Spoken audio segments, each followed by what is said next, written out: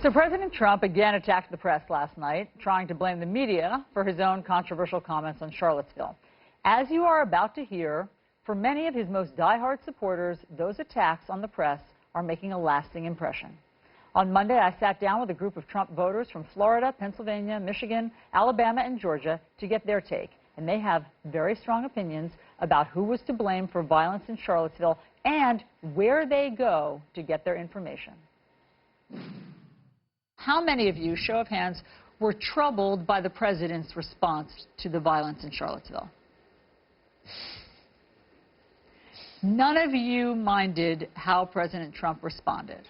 No. No. No. I didn't see anything wrong with it. I mean, he addressed the problem. I mean, let's face the reality. There are problems on both sides. Do you think that neo-Nazis and white supremacists are the same as those who are protesting them? I think it's ridiculous to have me choose between Hitler and Stalin, which is what I consider both groups are. And why are the people who turned out to protest Nazis, Not all why of are them. they Stalin to you? The Antifa group, to me, is totally a very Stalinish kind of group. How so?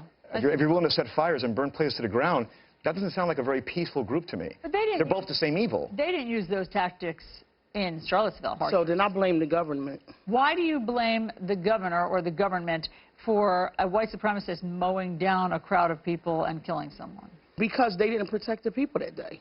The people who were marching with the signs, do you see them as neo-Nazis and white supremacists? I mean, it hasn't been investigated, so we really don't know who was out there. But I'm telling you, I've seen videos of other people who were out there who were not neo-Nazis. You believe that there were very fine people protesting? Yes, I do. How do you know that? I'm only telling you from videos that I've seen that people. But what's the source of your videos? Where are you seeing them? Facebook. And when I tried to repost those videos, they wouldn't allow me. Is it possible they're not credible? Could be. But like I said, they need to investigate and find out exactly what was going on out there. Vice did an investigation of the people who went there with a purpose to march for neo-Nazis. So let me just play a clip.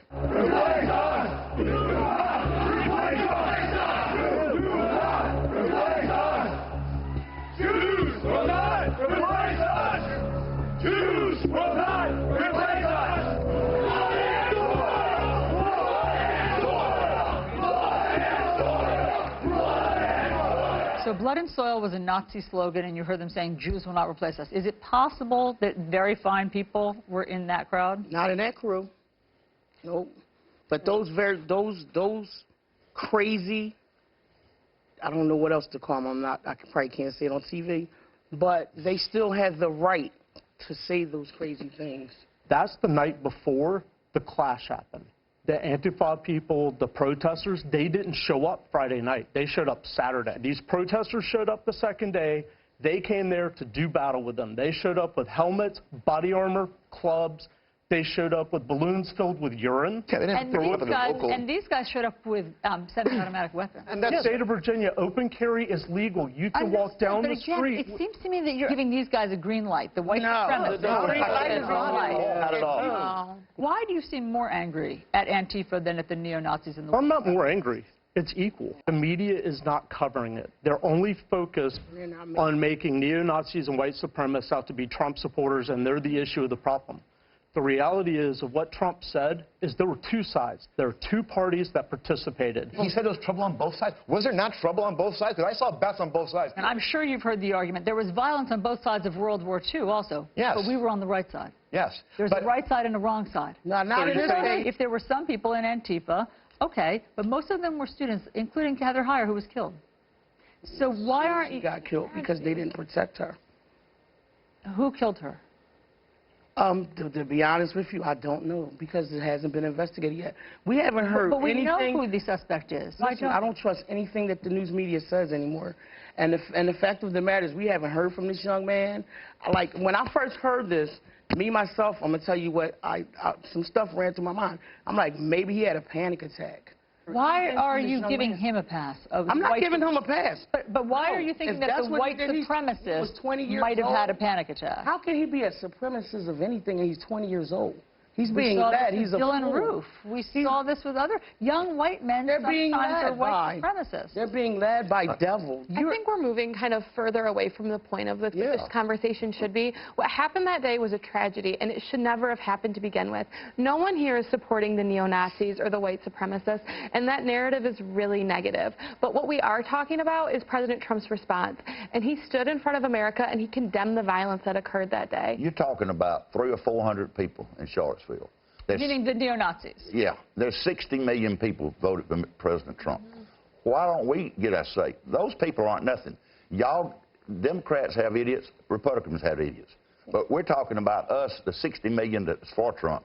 We don't do stuff like that. Why isn't it the easiest thing in the world for the president to say, neo-Nazis have no place in this country? He did. He condemned them explicit, but He said it Monday. He didn't know the facts. Because he just came out on TV like it just happened. I think a great portion of it is a conspiracy. I think it was a setup.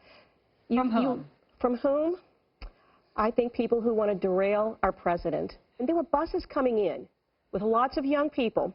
And Protesters. Protesters coming off the same bus were some wearing Black Lives Matter and some wearing the KKK shirts. They were brought in to cause a controversy, right? Where are you getting your evidence? A lot of it on Facebook. You saw something on Facebook. Yes. Yes. Yes. The protesters, the Antifa people, had an ad on Craigslist recruiting people for $25 an hour to show up for the protest in Charlottesville. Uh-huh. It's all over the place. You can read the ad. And you trust Facebook more than news organizations. Oh, yeah. I trust my Live Facebook video friends. from Yes, I people do. who shot Yes, it ma'am. that were present, yeah. You trust your Facebook feed even though you don't know the origin or No, the source the of people these are our things. friends. Even though you can't tell me the source of these videos. I can pull them The up source off of of the videos Facebook are the and you see actual 30 people. I people can the show same you. video. Okay, let me see this. So show me what you found on your phone. Oh. The video. I deleted it off. I'm sorry. There's thought- videos on YouTube that are on Facebook. There are videos that if you just Google Charlotte,